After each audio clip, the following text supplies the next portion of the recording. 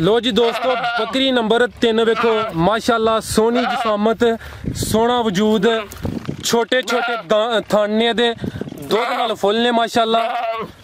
अच्छा सर इन्हां दे थण किन्ने क लम्मे होण ते फिर बेहतर ने माशाल्लाह। एदे थण मैनू बड़े प्यारे लगे ने। जी एडे लम्मे थण वाली बकरी पसंद करना यानी कि ना ज्यादा लम्मे ते ना ज्यादा छोटे। हां जी ते किनवा सूआ वे दा? अभी दूजे सूए।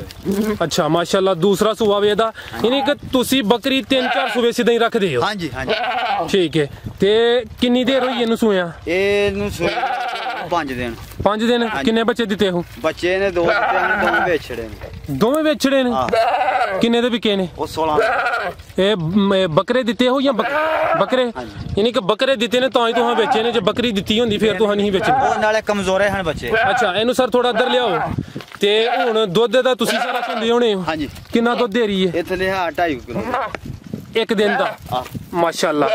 हले सुया नु कुछ दिन होए ने, अगू जाके ज्यादा दे दी।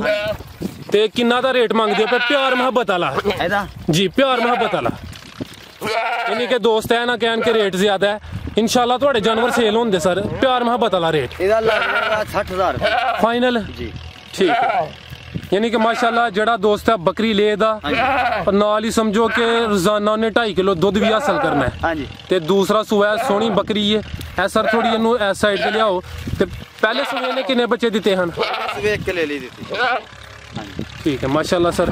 साल बाद सुई है, सोहनी बकरी है। ऐ सर थोड़ी टोरो तसल्ली कर लैन दोस्त माशाल्लाह जी। ऐ सियालकोटी देसी बकरियां ने, सोहने रंग सोहनी जिसामत सोहना थनवाना माशाल्लाह। दोस्तों बकरी नंबर 4 वेखो तुसी माशाल्लाह। दा रंग पहले वेखो, एदा कद वेखो, अदी खूबसूरती वेखो। इनू खट्टी चीनी ते मक्खी चीनी है जी। इनू मक्खी चीनी कहंदे ने माशाल्लाह। ए चेक करो सरकार तुसी। ते शाह साहब किनवे सूबे विच है? तीजे सूए। इस टाइम सूई है? नहीं सूण वाली है। 4 को महीने हो गए सूई ने। दुध देंदी है को 3 3.5। अगू वन लगी कि नहीं? नहीं अजे ते दुध कितना दे रही है? 3 3.5 माशाल्लाह 4 महीने हो गए ने। बच्चे दोवें दे सेल कर दिते ने। ते एदा कितना कोई रेट है? एदा लग जाएगा 75,000 रुपया। 75,000। ते दुध गारंटी है कि 3 3.5 किलो दिंदी है? ते चराई ते दिंदी या कुछ पांदे है? चराई माशाल्लाह। ऐ सारा तसल्ली नाल चेक कराओ दोस्तां नू।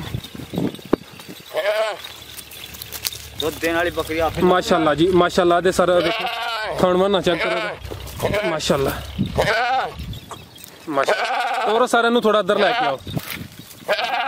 वैसे जेडे रेट तुसी दसदे हो पे इन्हां च कोई प्यार मोहब्बत भी होई है या फाइनल ही ने?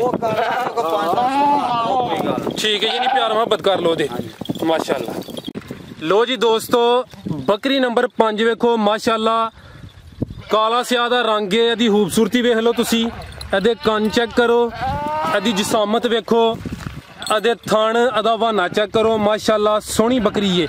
ते शाह साहब दी केड़ी नस्ल है? ये नस्ल है सियाल को अपना साहीवाल दी। अच्छा हां जी।